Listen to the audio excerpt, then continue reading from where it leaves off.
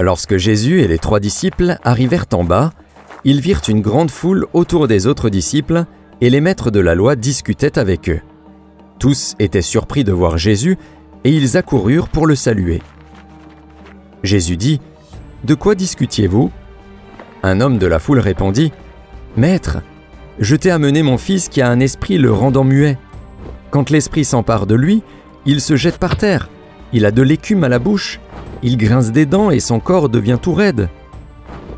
J'ai demandé à tes disciples de chasser le démon, mais ils n'ont pas pu. » Jésus dit : « Ô gens sans foi, combien de temps encore dois-je rester avec vous ?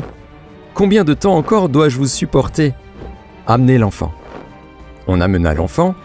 Dès que l'enfant vit Jésus, le démon le secoua violemment. Il tomba et se roula par terre avec l'écume à la bouche. Jésus demanda au Père : « Depuis combien de temps est-il ainsi ? » ?»« Depuis son enfance, » dit le Père. « Et souvent l'Esprit l'a jeté dans le feu ou dans l'eau pour le faire mourir.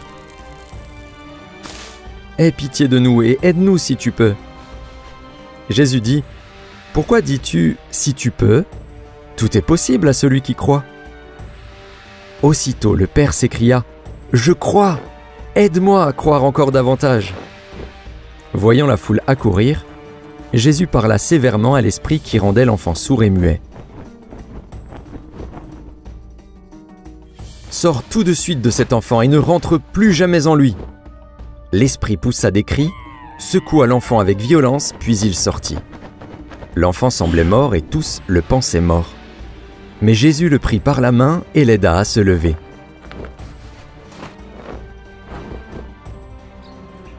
Une fois les disciples seuls avec Jésus dans la maison, ils lui dirent : « Pourquoi n'avons-nous pas pu chasser ce démon ?»